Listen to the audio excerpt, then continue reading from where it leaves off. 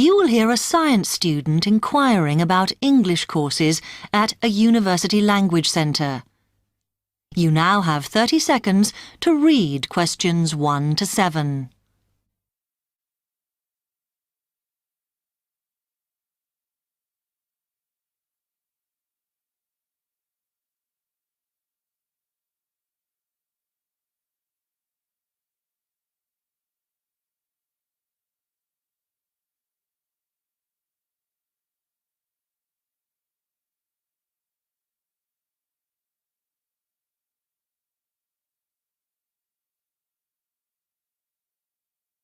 Hi, I've come to ask about the English courses you run for international students. Oh, right.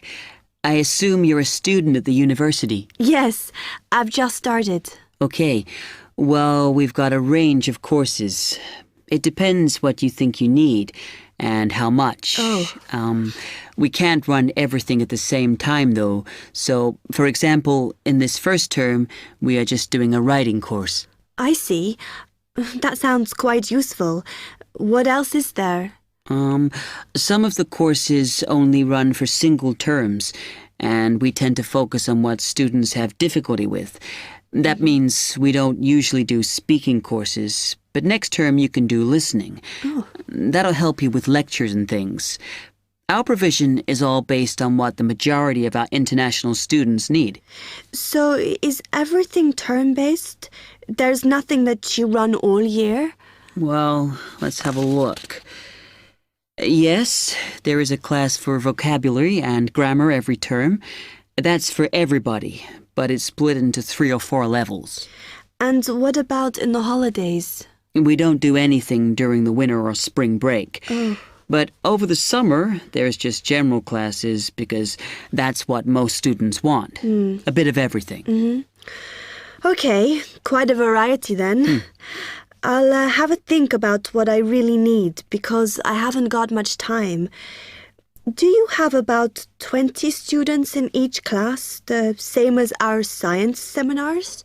We try to keep it at about 12 and certainly not more than 15. It's important for language classes. They're very different from your normal courses. Right. And how much are the classes? The rate varies depending on how many hours you attend, but you shouldn't have to pay.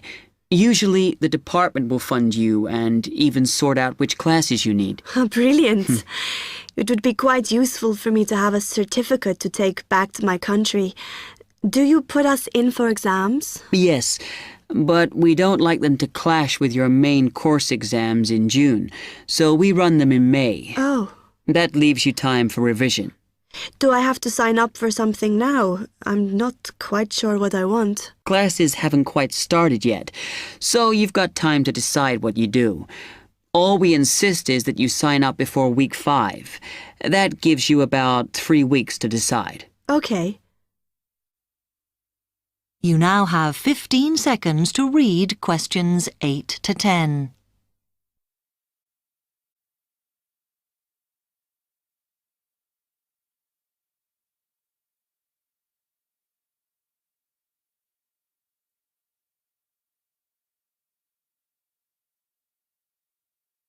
Then, when you've made up your mind, you need to come back here to the administration office to enroll. What do I need to bring with me when I enroll? My identity card, I guess. Yes, or your passport. Then you'll be given a registration form, which you'll have to show to the teacher when you have your first class. Okay. And should I ask my tutor about which classes I should do then? Yes. Then you get a note from him and give that to the desk when you register. Can I use the computers here as well? Yes. You'll be given a password when you go to your first class. So remember to bring a disk with you to save your work on, as you won't be allowed to save it on the hard drive. Okay. Will I need anything else? Dictionary? We've got loads of those here that you can borrow. But you'll need a notebook as we don't provide paper or files. Okay. Thanks.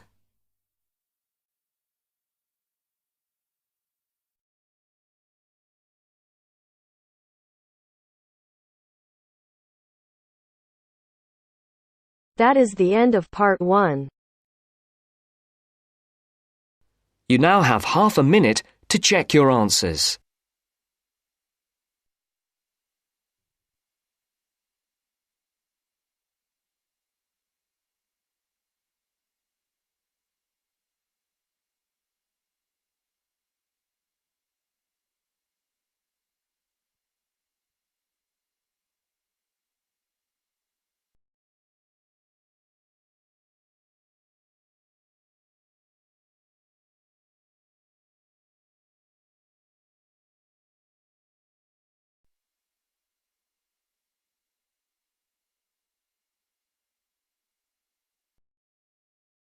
Now turns to part 2.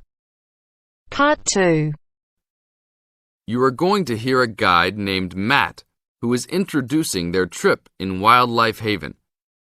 Now you have some time to look at questions 11 to 15.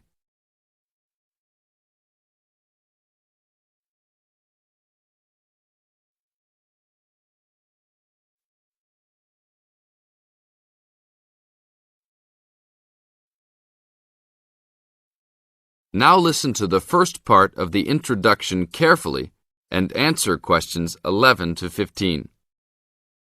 Well, good morning, everybody. My name's Matt, and I'm one of the 3 guides here at Wildlife Haven. Our job is to make sure that you all have a great time here with us and go home feeling happy and relaxed. As you can see, we're away from the city in a remote area between a national park and the sea. To encourage you to relax, there are no radios or TVs, and the only phones and newspapers are in the office. So, if peace and quiet is what you've come for, this is the place to be. From your cabin on the hill, you'll find you have the national park behind you, and you can look out from the sea from your front balcony. Your luggage will be unloaded from the bus and taken to your rooms in a few minutes. Once you have picked up your key at reception, please locate your room and check that all your luggage has arrived. The daily program here at Wildlife Haven is flexible and only as demanding as you want it to be. You should each have a brochure setting out the facilities and various walking tracks you can take. And on the bus, you are given a green sheet setting out a number of group tours in the coming week. If you want to join any tour, just write your name and room number on the relevant sheet along the wall here. Tomorrow, there is a beachcombers and rock hoppers tour exploring marine life in the rock pools along the beach. Or, if you'd prefer to go inland, there's a guided forest walk that takes you off the walking tracks. If you want to catch some lunch, you could join the beach fishing expedition. And at night, you'll see there is a moonlight forest walk that leaves each night at 7 p.m. So there is plenty to choose from at Wildlife Haven, and of course, that includes just sitting on your balcony watching the waves roll in. But I would recommend my favorite tour, the Waterfall Walk. This departs at sundown each day and also provides the opportunity to have a moonlight swim. Now you have some time to look at questions 16 to 20.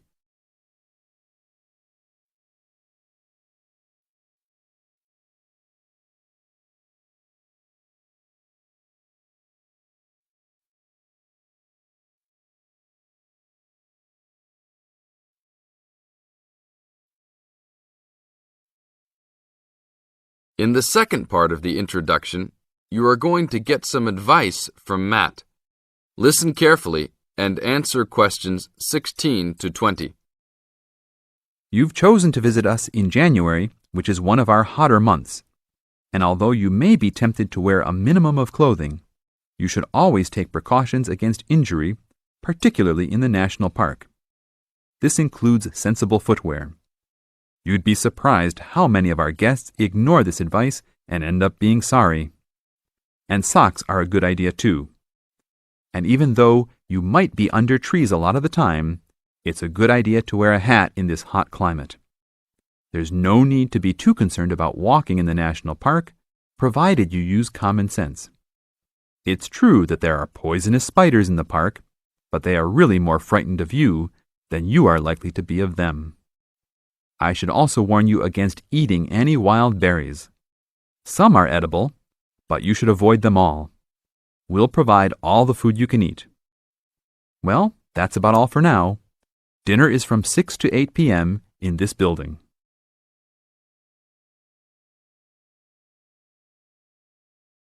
That is the end of part 2.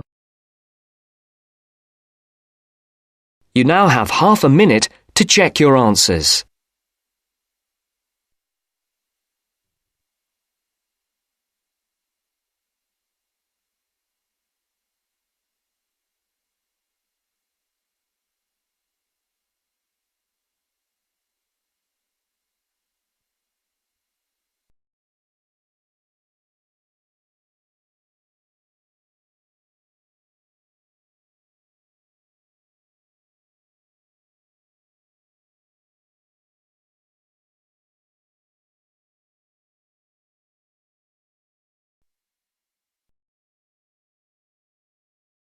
Now turns to part 3. Part 3. To hear a reporter from the New York Times who is presenting a news report prepared by Dion Searcy and Robert Gebeloff on the topic Middle Class Shrinks, further as more fall out instead of climbing up. First, look at questions 21 to 23.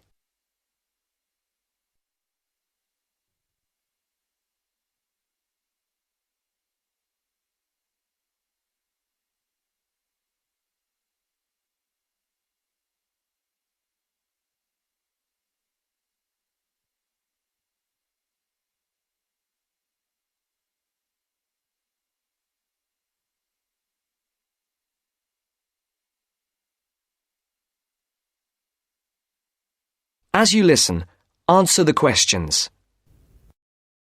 The middle class that President Obama identified in his State of the Union speech last week as the foundation of the American economy has been shrinking for almost half a century. In the late 1960s, more than half of the households in the United States were squarely in the middle, earning, in today's dollars, $35,000 to $100,000 a year. Few people noticed or cared as the size of that group began to fall, because the shift was primarily caused by more Americans climbing the economic ladder into upper income brackets. But since 2000, the middle class's share of households has continued to narrow, the main reason being that more people have fallen to the bottom. At the same time, fewer of those in this group fit the traditional image of a married couple with children at home, a gap increasingly filled by the elderly. This social upheaval helps explain why the president focused on reviving the middle class, offering a raft of proposals squarely aimed at concerns like paying for college education, taking parental leave, affording childcare, and buying a home.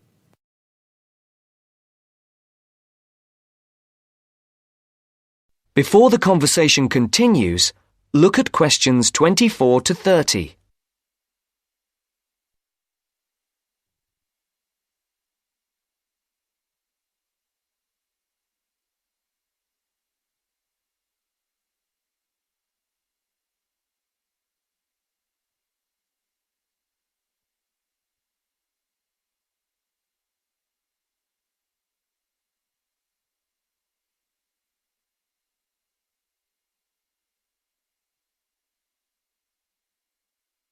Now listen to the second part of the discussion.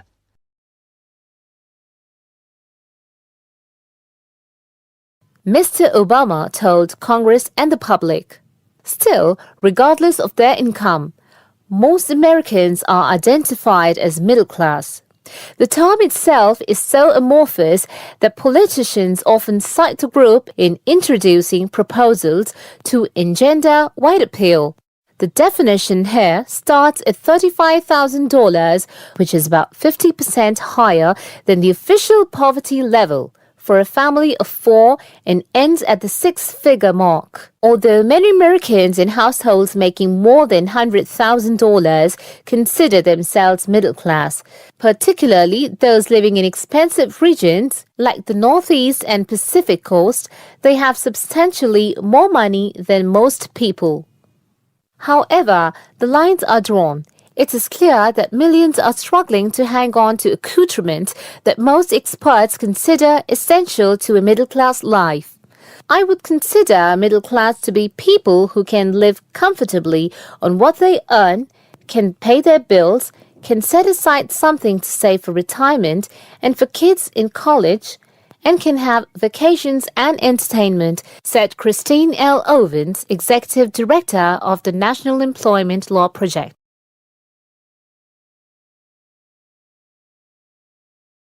That is the end of part 3. You now have half a minute to check your answers.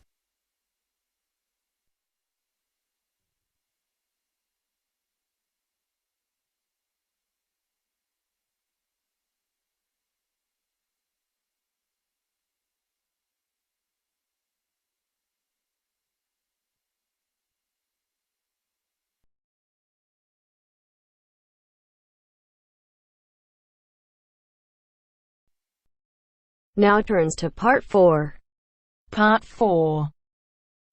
In this section, you'll hear a lecture on coral reef. First, you have some time to read questions 31 to 40.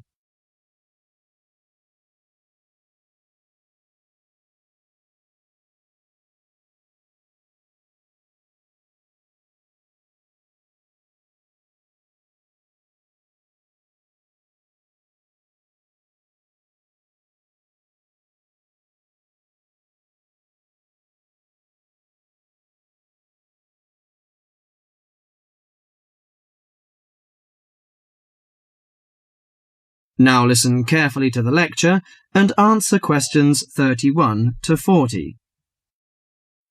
Do you fancy diving in the wonderful world of coral reefs, green sponges, colourful fish and red crabs?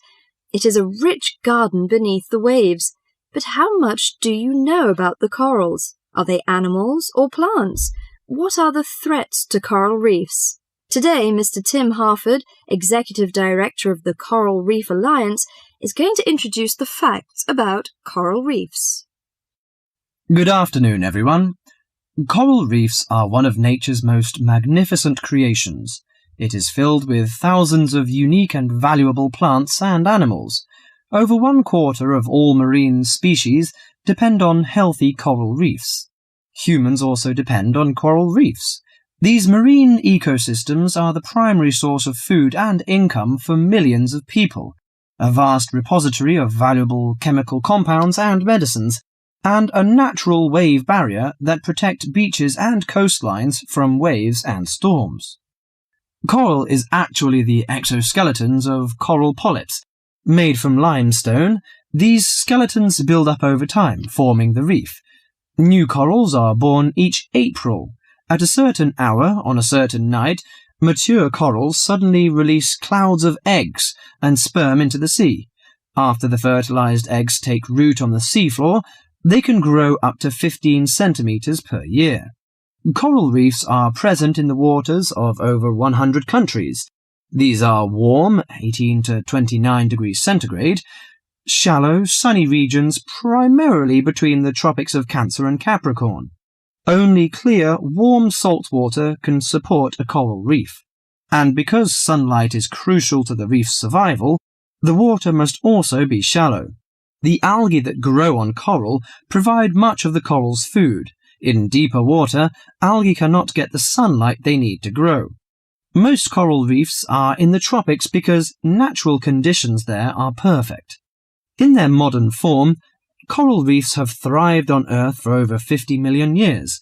In recent years, however, more than 11% of the world's reefs have been lost, with another 16% severely damaged during the El Niño event in 1998. Up to 32% of coral reefs may be destroyed by human activities in the next 30 years if we do not take action now. Corals and coral reefs are extremely sensitive. Slight changes in the reef environment may have detrimental effects on the health of entire coral colonies. These changes may be due to a variety of factors. One of the greatest threats to coral reefs is human expansion or development. As human population increases, So does the harvest of resources from the sea. Due to overfishing, reef fish populations have been greatly decreased in some areas of the world. The removal of large numbers of reef fish has caused the coral reef ecosystems to become unbalanced. As we know, corals are also very popular as decorations. A large amount of the most healthy corals are selected by commercial collectors. They sell the corals to souvenir shops, where a large number of tourists wait to purchase them as decorations or souvenirs. Coral reefs also receive much damage from both commercial and private vessels. The leakage of fuels into the water and the occurrence of spills by large tankers are extremely damaging to local corals. Although much of the coral reef's degradation is directly blamed on human impact, there are several natural disturbances which cause significant damage to coral reefs. The most recognized of these events are hurricanes or typhoons, which bring powerful waves to the tropics. These storm waves cause large corals to break apart and scatter fragments about the reefs. Home to a diverse community of creatures, coral reefs are underwater treasure chests of color and activity. Predators and prey swim and crawl among the coral in nature's never-ending dance of life and death. This lively, fascinating world beneath the waves is just waiting to be explored. That is the end of part 4. You now have half a minute to check your answers.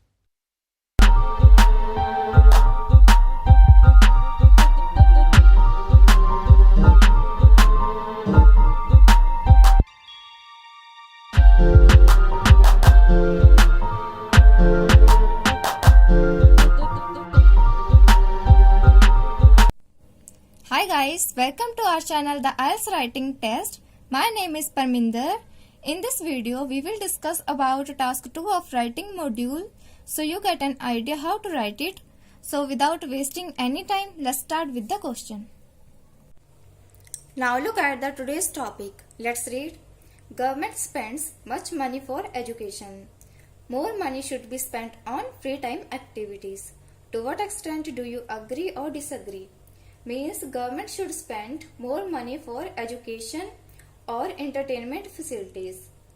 And to what extent do you agree or disagree means how far we are agree or disagree with this statement.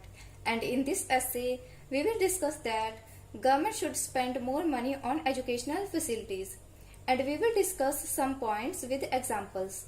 So this is our today's topic. Now look at the sample answer. In this essay, we will write 4 paragraphs in total. The first one is introduction. In this paragraph, we will introduce our essay topic. In body paragraph 1 and body paragraph 2, we will discuss some points that why education is important. And the last one is conclusion. So this is our essay format. Now we will discuss introduction. First, we will write the general statement on the topic. Let's read. It is undeniable fact that some amount of money is spent by authorities, means government, for country's growth in every year. So this is a general statement on the topic, that it is irrefutable fact that some amount of money is spent by government for country's growth in every year. And according to some people, government should utilize this money to provide good educational facilities, while others think that government must focus on entertainment and games amenities. Means according to some people, government should utilize means use this money to provide good educational facilities, while others think that government must focus on entertainment and games amenities, means facilities.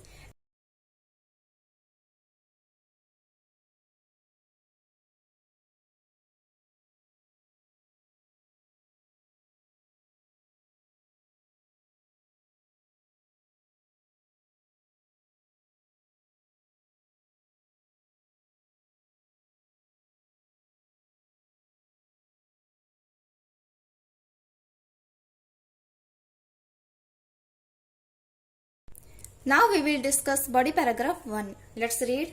To commence with, there are various benefits if government spend money on schools, colleges, universities and research institutes.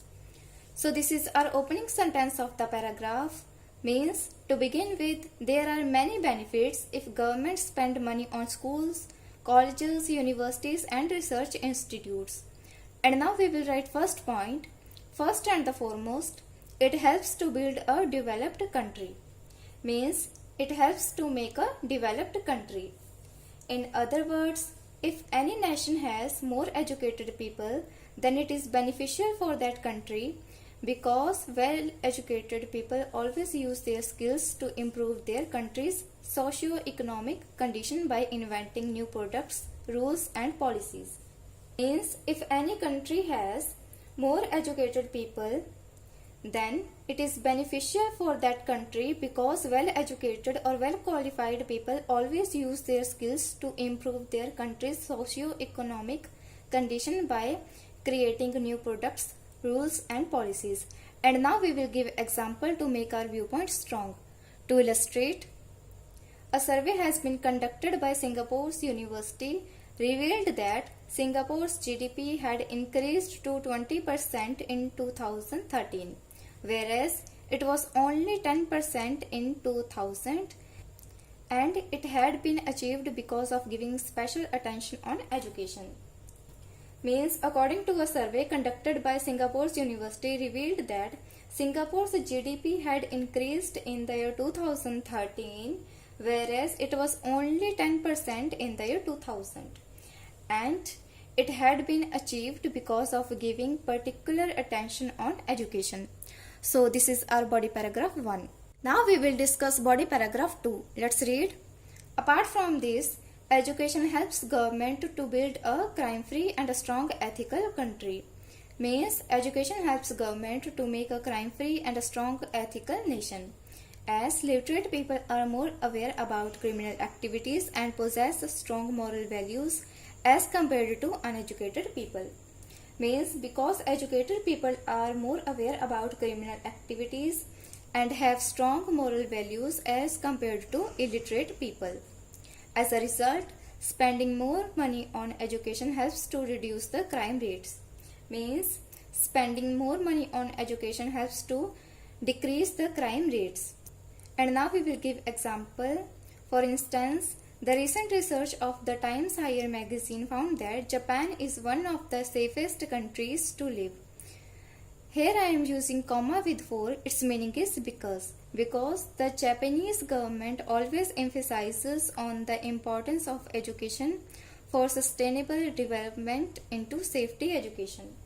Means, according to the Times Higher magazine, Japan is one of the safest countries to live because Japanese government always focuses on the importance of education for continuous development into safety education. So this is our body paragraph 2. Now we will give conclusion of the essay. Let's read. To sum up, in my perspective, education is more important than entertainment, and government ought to focus on educational facilities as it not only benefits in improving country's economy but also to achieve crime-free society. Means, education is more important than entertainment, and government should focus on educational facilities because it not only benefits in improving country's economy but also to achieve crime-free society. So this is our conclusion. Now look at the vocabulary that we have used in this essay. Undeniable, irrefutable. Utilize means use. Amenities, facilities. Opinion or perspective means viewpoint. Priority, a thing that is more important than others. Various, many. Bolster means sport. Commence means begin. Invent means create or innovate. Build means make. Literate means able to read and write. Possess, have. Reduce, minimize or lower. Emphasize, giving special importance. Sustainable means continuous. So this is the vocabulary. You can take screenshot if you like, and you should use these kinds of words in your essay in order to fetch high band score in your writing module. So this is the end of our video. Hope you learned something.